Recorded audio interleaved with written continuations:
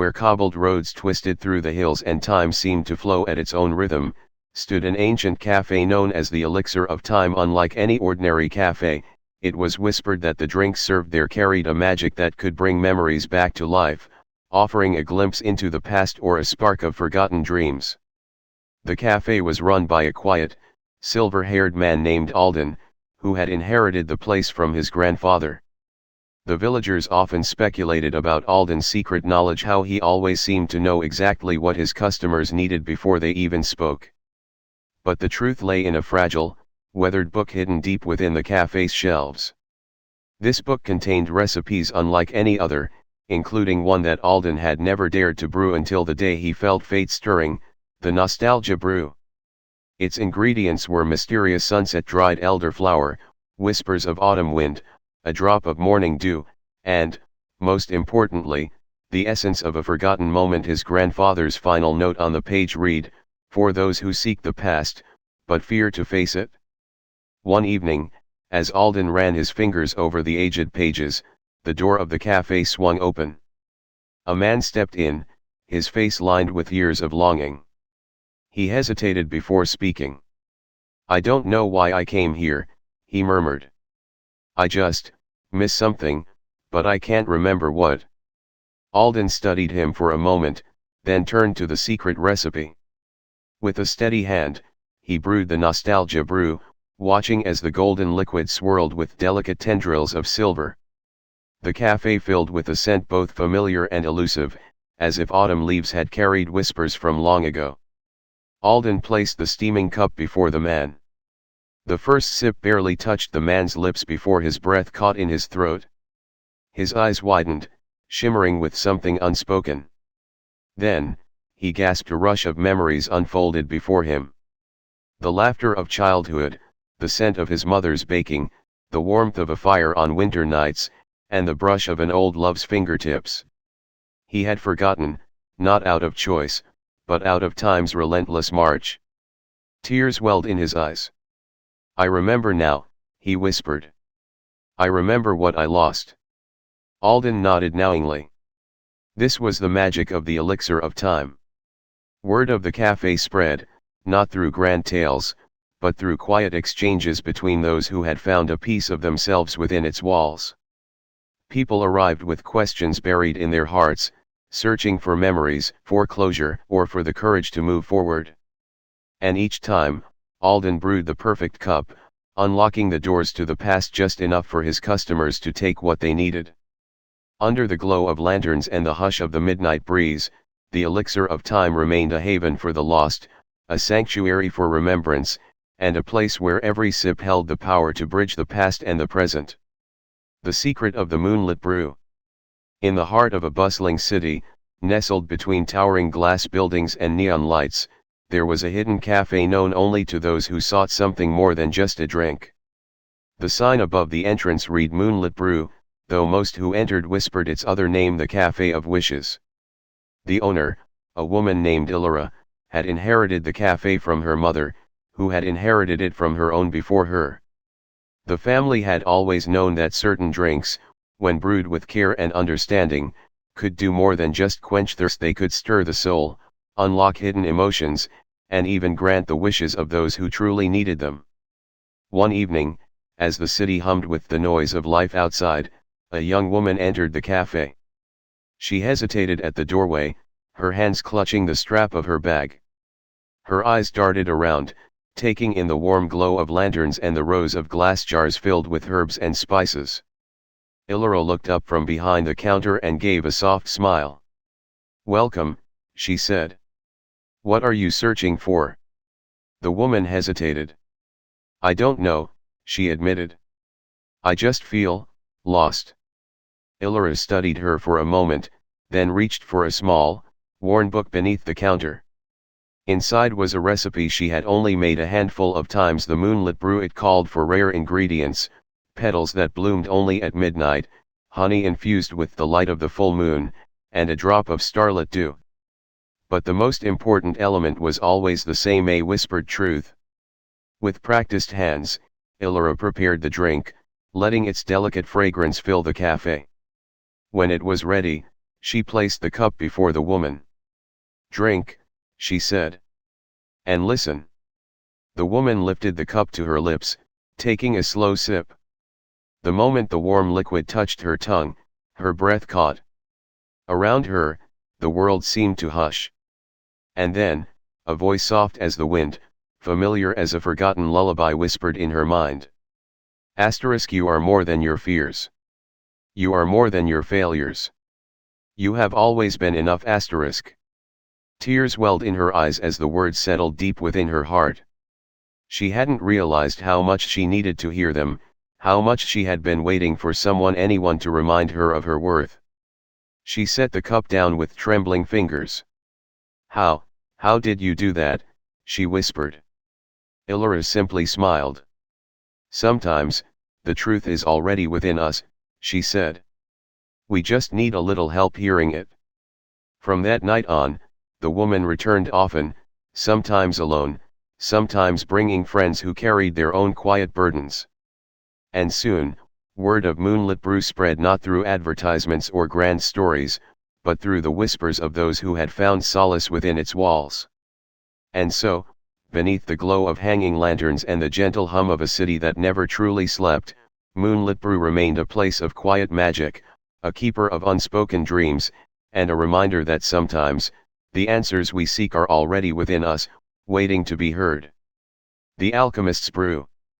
In a quiet corner of the city, tucked between a forgotten bookstore and an old apothecary, stood a peculiar little cafe called the Alchemist's Brew. It was the kind of place that didn't rely on advertisements or social media to bring in customers. Those who needed to find it, always did. The cafe was run by a man named Elias, whose hands moved with the grace of someone who had spent a lifetime perfecting the art of brewing the perfect drink. Elias had inherited the cafe from his mentor, an enigmatic figure who had often spoken of the hidden power within certain drinks. At first, Elias had dismissed it as poetic ramblings, but over time, he began to notice strange things happening. Customers who arrived lost would leave with newfound purpose. Those burdened with sorrow found a quiet peace. And those who had forgotten who they were would rediscover something they had long buried. One evening, as the golden light of dusk spilled through the cafe's windows, a man stepped inside. He looked exhausted, his shoulders heavy with an invisible weight. He sat at the counter and let out a deep sigh. "I don't know why I came here," he admitted. "I just feel like I'm missing something. Like I'm not myself anymore." Elias regarded him carefully, then turned to a worn leather-bound book hidden beneath the counter. His mentor's handwriting danced across the pages, detailing recipes that were more than just drinks. One in particular caught his eye: the Awakening Brew. Its ingredients were as unusual as its name: essence of midnight roses, a whisper of morning mist, a single drop of untouched spring water. But the most crucial component was always the same: a memory long forgotten. With practiced hands, Elias prepared the brew, the steam curling in the dim light like silver tendrils of fate. When it was ready, he placed the delicate porcelain cup before the man. "Drink," he said simply. "And remember." The man hesitated before lifting the cup to his lips. The first sip sent a shiver through him. His eyes fluttered shut. And then, a flood of memories washed over him. Running through fields as a child, paint-stained fingers creating wild, untamed art, the thrill of music vibrating through his soul. Somewhere along the way, life had stripped these things from him, burying them beneath responsibilities, expectations, and the dull hum of routine. His breath hitched. "I used to be an artist," he murmured, more to himself than to Elias. "I don't know why I ever stopped." Elias merely smiled. He had seen this happen before. The man left that night with a lightness in his step, a spark in his eyes. And as the days passed, he was not the only one. Word of the Alchemist's Brew spread, not through marketing, but through quiet conversations between those whose lives had been touched. People arrived with questions they couldn't put into words, seeking something they couldn't quite name. And each time, Elias brewed the perfect drink, unlocking doors to the past, to forgotten dreams, to truths buried deep within. And so, beneath the warm glow of lanterns and the comforting hum of a city that never truly slept, the alchemist's brew remained a refuge for seekers, a keeper of lost dreams, and a reminder that sometimes, all it takes is a single sip to remember who we truly are. The elixir of memories. In the heart of a picturesque town, hidden away from the main streets, there was a quaint little tea house called the Elixir of Memories. Unlike the modern cafes with their bustling crowds, this tea house had an air of serenity, as if time itself slowed down within its walls. The entrance was marked by an old wooden door adorned with delicate carvings of tea leaves, and a bell that chimed softly whenever a visitor arrived. The owner, an elderly woman named Eleanor, had run the tea house for as long as anyone could remember. Her presence was calming, her movements deliberate. She had a gift, one that no one could quite explain. She never asked customers what they wanted. Instead, she observed them for a moment and prepared a tea that held the answer to their unspoken troubles. One rainy afternoon, a man named Daniel stumbled upon the Elixir of Memories. He had spent the last few months drifting aimlessly, feeling lost in a career that no longer inspired him. His childhood dream of becoming an artist had been buried under deadlines and obligations. The rain had driven him inside, but something about the tea house made him feel as though he was meant to be there. Eleanor studied him briefly before turning to her shelves, selecting a blend of chamomile, lavender, and a hint of vanilla. She brewed the tea with practiced hands, the fragrant steam rising in delicate swirls. Placing the cup before him, she simply said, "Drink." Daniel hesitated before taking a sip. The first taste was smooth and comforting, but as the warmth spread through him, his surroundings faded. He was no longer in the tea house. Instead, he found himself in his childhood bedroom, sitting on the floor with a sketchbook in his lap. His younger self was there, eyes bright with excitement, filling pages with colors and dreams of one day becoming a painter. A lump formed in Daniel's throat. He had forgotten this moment, forgotten how pure and joyful creating once felt. He reached out, wanting to hold on to the memory a little longer, but the scene dissolved, and he was back in the Elixir of Memories, the cup warm in his hands. Eleanor gave him a knowing smile. "The things we love never truly leave us," she said softly. "They wait for us to remember." Tears welled in Daniel's eyes, but for the first time in a long while, they were tears of clarity.